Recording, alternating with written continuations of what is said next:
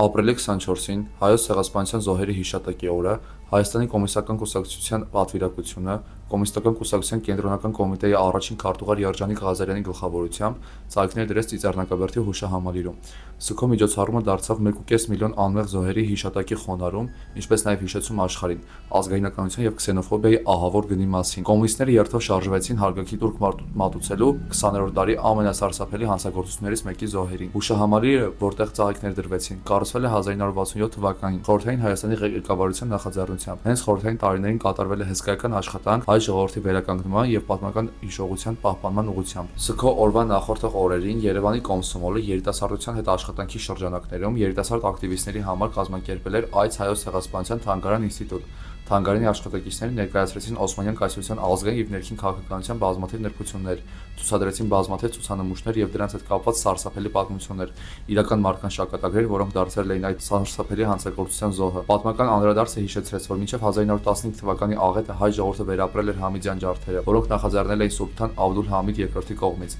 ում անվանում էին նաեւ Արյունոտ Սուլթան։ Այդ ժամանակ ոչնչացվել էր շուրջ 300,000 հայ, սակայն 1908 թվականին իշխանության եկած երիտուրքերի վարչակարգը գերազանցեց այդ վայրագությանը։ Առաջին համաշխարհային պատերազմի տարիներին կազմակերպվեց հայերի բռնի տեղահանումը դեպի Սիրիա եւ Իրաքի անապատներ, ինչը փաստորեն մահվան դատավճիռ էր։ 1915-ից մինչև 1923 թվականներին իրականացված քաղաքականության հետևանքով զոհվեց շուրջ 1.5 միլիոն արևմտյան Հայաստանի բնակիչ։ Կոմսոմոլականները նաեւ հարգանքի տուրք մատուցեցին Կիլիկիայի կոտորածների զոհերին, որտեղ Թուրքիայի նոր ղեկավարության կողմից Մուստաֆա Քեմալ Աթաթուրքի գլխավորությամբ սպանվեց եւս 150,000 հայ։ Երկու տասնամյակ անց նացիզմի գաղափարախոս Ադոլֆ Հիտլերը ցինիկաբար հարցադրում էր անում. ով է այսօր հիշում հայերի բնաջնջման մասին, կոչ անելով իր զինվորներին դաժանության։ Խորհրդային միությունը իր վրա վերցնելով նացիզմի հարվածը ապացուցեց, որ այդ զոհերի հիշատակը հավերժ է, իսկ անմարդկությունը պատժելի։ Հենց Խորհրդային միությունում ձևավորվեց ամենամյա ապրիլի 24-ի ոգեկոչման ավանդույթը, որը շարունակվում է 1965 թվականից։ Կարևոր է նշել, որ հենց 1965 թվականին Ուրուգվայի հայ համայնքը հասավ աշխարհում առաջին պետական ճանաչմանը Հայոց ցեղասպանության։ Այսօր այդ փաստը ճանաչված է աշխարհի բազմաթիվ զարգացած պետությունների կողմից։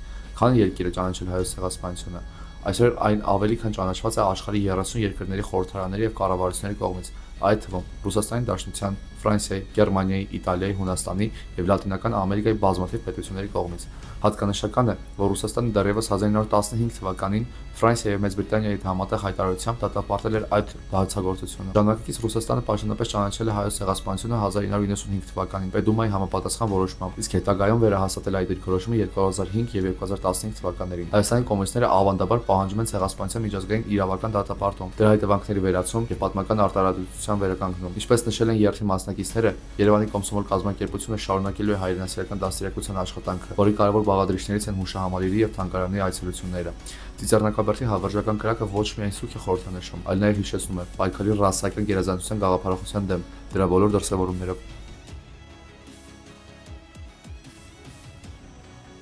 Այսօր ապրիլի 24-ն, այսօր լրանում է Հայոց ցեղասպանության 111-րդ տարեդարձը։ 1915 թվականի ապրիլի 24-ին Օսմանյան Թուրքիան կատարեց իր ոչռագործությունը, սպանելով ավելի քան 1.5 միլիոն հայ։ Այսօր ինչպես ողջ հայ ազգը, այնպես էլ Հայաստանի Կոմունիստական կուսակցությունը իր ներկայացուցիչների միասին ծաղիկներ խոնարհեց ցեղասպանության զոհերի հիշատակին։ Մենք հիշում ենք, մենք պահանջում ենք եւ մենք պահանջատեր ենք եւ մենք հասնելու ենք, որ ամբողջ աշխարհը ճանաչի եւ Թուրքիան փոխհատուցի եւ վերադարձնի հայկական հողերը։